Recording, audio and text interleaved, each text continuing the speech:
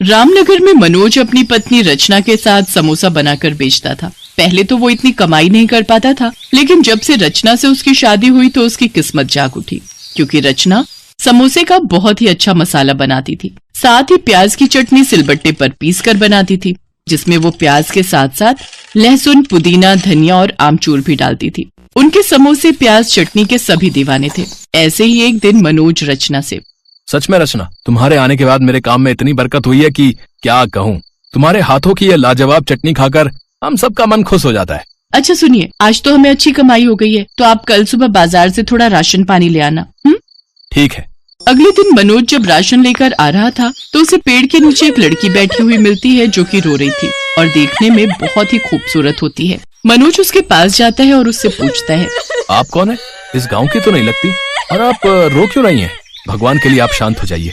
जी आप मुझे अकेला छोड़ दीजिए और यहाँ से चले जाइए। देखिए, आप दुखी मत होइए और अपना दोस्त समझकर मुझे बता सकती हैं कि आपके साथ आखिर हुआ क्या है। मेरे माँ बाबा मुझे बहुत प्यार करते थे, लेकिन एक दुर्घटनावश महीने भर पहले उनका देहांत हो गया और उनके जाते ही मेरे भाई भाभी ने मुझे घर से निकाल दिया। अब ना तो मेरे पास रहने का ठिकाना है और ना ही खाने का। देखिए, आप जब तक चाहे मेरे घर में रह सकती हैं, घबराइए मत। मेरे घर में मेरी पत्नी है, वो आपका अच्छे से ध्यान रखेगी। वो उसे लेकर घर आ जाता है और रचना को सारी बात बताता है। रचना भी उसे अपने घर में रहने देती है, लेकिन गुजरते वक्त के साथ मनोज और नेहा की नजदीकियां भी काफी बढ़ जाती हैं। दोनों ही एक दूसरे को पसंद करने लगते हैं। अब तो मनोज अक्सर बीमारी का बहाना बनाकर घर पर ही रुक जाता और रचना को अकेले ही काम पर भेज देता। एक रोज, मनोज, मैं तुम्हें पसंद करने लगी हूँ, क्या तुम भी? हाँ नेहा, पसंद तो मैं भी तुम्हें करने लगा हूँ। लेकिन कभी रचना को इस बारे में पता चल गया तो आप तो मुझे छोड़ ही देंगे, क्योंकि रचना की मेहनत, उसकी बनाई स्वादिष्ट चटनी और आलू के मसाले की वजह से ही आपका घर चलता है।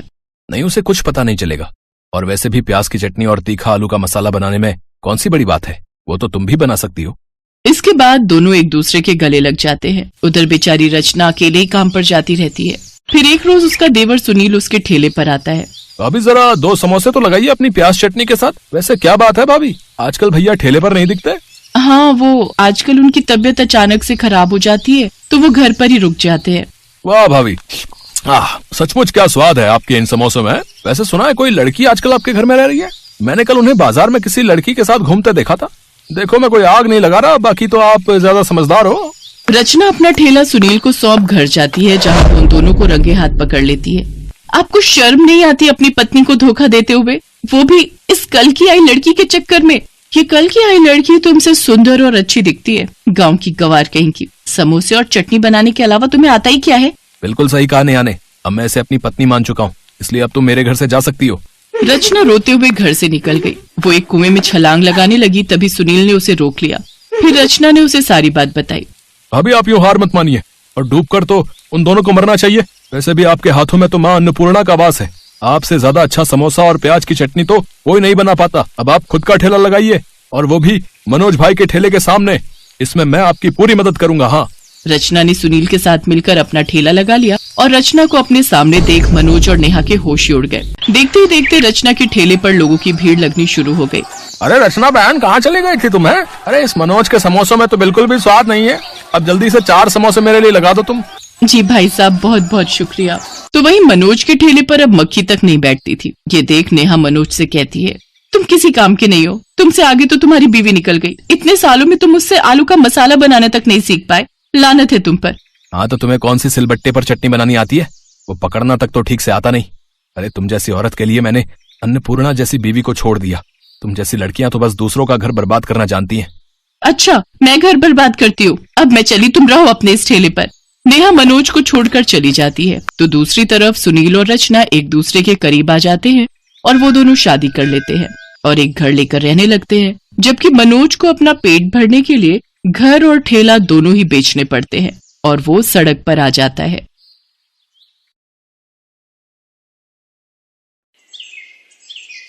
अम्मा, 30 रुपए के जामुन कर दो। हाँ हाँ बिटिया, देती हूँ, ये लो। मम्मी, ये बूढ़ी अम्मा इस उम्र में भी कितना काम कर रही हैं। हाँ बेटा, शायद इनका इस दुनिया में कोई नहीं होगा, तभी तो इतनी उम्र में भी खुद काम कर रही हैं। चलो बेटा, ऑटो वाला वेट कर रहा है। उस औरत की बातों को सुनकर जानकी नाम की उस बूढ़ी औरत की आंखें भर आती हैं और वो अपने आप से ही बातें करने लगती है। हाँ, आज मैं इस दुनिया में अकेली हूँ, पर कल तक मैं अकेली नहीं थी। मेरा भी परिवार था। पर सुनो जी, पापा को गए 1 महीना हो गया, पर तुम्हारी माँ अभी तक सदमे से बाहर नहीं आई। घर के सारे काम मैं करूँ और वो आराम से बैठकर रोटियां तोड़े। मैं कोई नौकरानी नहीं हूँ। तुम इन्हें किसी वृद्धाश्रम में छोड़ाओ, मैं तंग आ गई हूँ इनसे। तुम जानती भी हो सुधा, तुम क्या बोल रही हो? ये घर माँ के नाम है। अगर माँ चली गई तो उनके साथ ये घर भी चला जाएगा। फिर रहना सड़क पर। बात करती हो। लाओ मेरा टिफिन दो, मैं लेट हो रहा हूँ। विनोद काम पर चला जाता है, तभी जानकी मंदिर से आ जाती है। पोता सूरज भी साथ था। मम्मी देखो, दादी माँ और मुझे प्रसाद में खीर मिली। आप भी खाओ ना मम्मी। मुझे नहीं खानी, और चुपचाप जल्दी से खीर खत्म कर और पढ़ने बैठ। एक संडे का दिन होता है और पूरा दिन तू घूमने फिरने में लगा देता है। और माँ जी, आपको जब मैंने बोला था आज मशीन लगाकर कपड़े धो देना, तो आपसे कपड़े तो धुले नहीं। सुबह सुबह पूजा करने मंदिर चली गई। अब मशीन लगाकर कपड़े धो लो, बड़ी मेहरबानी होगी। चिंता मत करो बहू, मैं बस मशीन लगाने ही जा रही हूँ। सुधा का यही स्वभाव था। वो अपनी सास जानकी पर अत्याचार करती थी। घर के सारे काम जानकी ही करती थी। पति के दुनिया से चले जाने के बाद जानकी पर मुसीबतों का पहाड़ टूट पड़ा।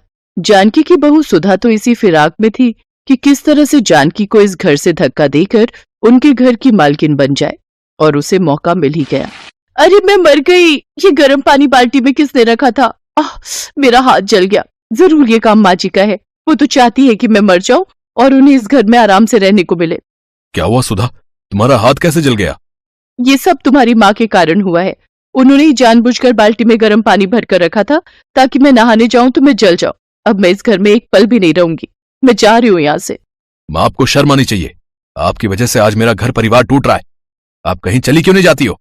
मेरी इसमें कोई गलती नहीं विनोद बेटा। मुझे तो बहू ने ही कहा था कि उसे गर्म पानी से नहाना है, और मैंने उसे कहा भी था कि बाल्टी में गर्म पानी मैंने रख दिया है। मुझे नहीं पता कि ये बहू ऐसा क्यों कर रही है। तुम बेकार में ही मुझ पर नाराज हो रहे हो। हाँ हाँ, मैं ही झूठी हूँ, आप ही सच्ची हो। रहो अपने बेटे के साथ। सूरज स्कूल से आ जाए तो मैं उसे लेकर चली जाऊंगी।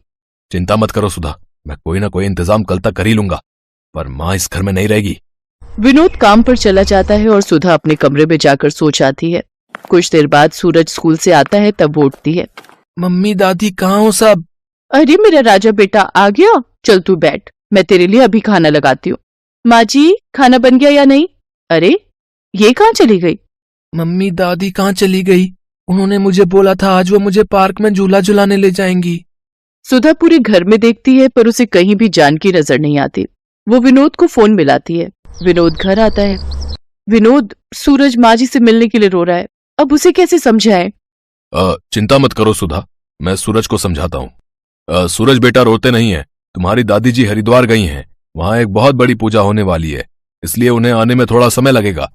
कुछ दिनों बाद तुम्हारी दादी आ जाएंगी, ठीक है? सुधा और विनोद किसी तरह सूरज को समझा देते हैं, पर वो दोनों जानकी के बारे में कुछ भी पता करने के बारे में नहीं सोचते। जानकी सड़कों पर अकेली बेसहारा घूम रही थी।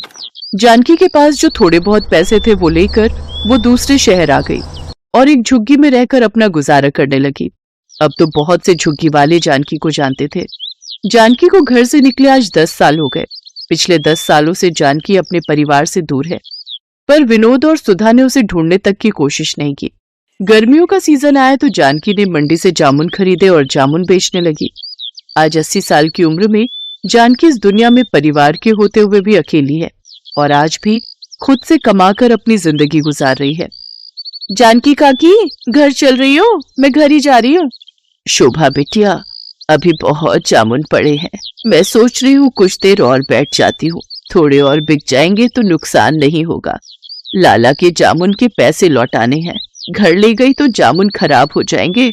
और तुम्हारी नारियल पानी की बिक्री हुई कि आज थोड़ी? हाँ काकी, आज बाजार में घूम कर बेचे तब जाकर बिके। मैं तो कहती हूँ मुझे दे दिया करो बेचने के लिए, पर तुम मानती कहाँ हो काकी?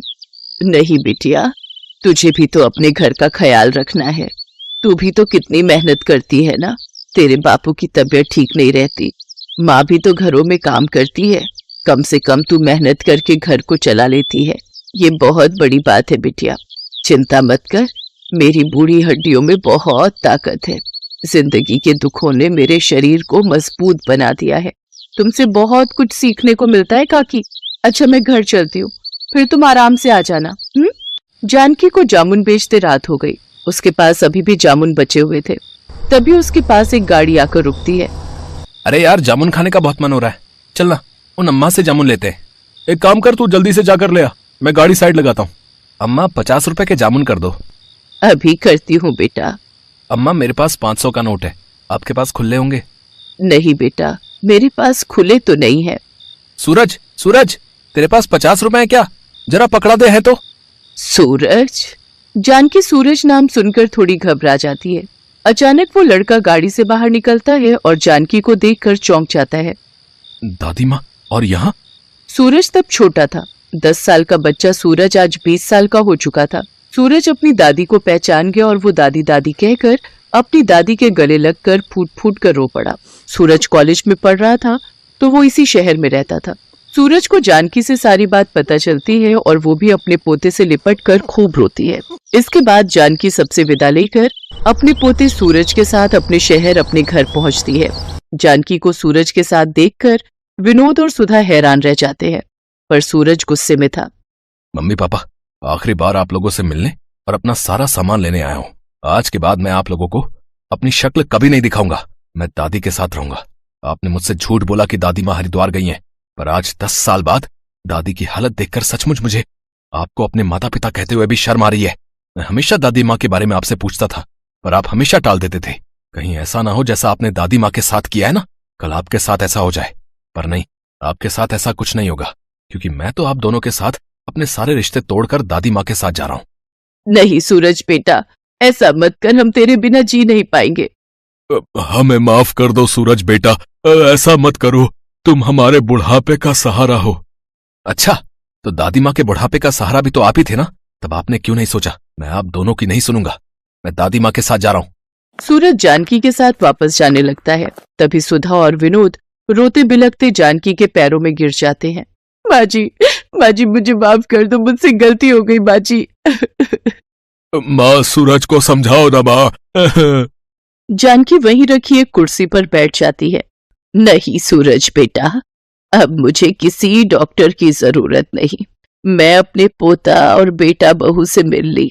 अब जीने की इच्छा नहीं सूरज बेटा। अपने माता पिता को माफ कर देना। अपने माता पिता की खूब सेवा करना। माता पिता का आशीर्वाद भगवान का आशीर्वाद होता है। हमेशा खुश रहना बच्चों। इतना कहते ही जानकी की गर्दन एक ओर लुढ़क गई। ऐसा लग रहा था मानो वो अपने बेटा बहू और पोते से मिलने के लिए ही अब तक इस दुनिया में जिंदा थी। विनोद और सुधा की आंखों में शर्मिंदगी के आंसू थे। सूरज अपनी दादी से लिपटकर बहुत रोता है। आज उसकी दादी गरीबी में जिंदगी के दुखों को झेलते हुए इस दुनिया से जा चुकी थी।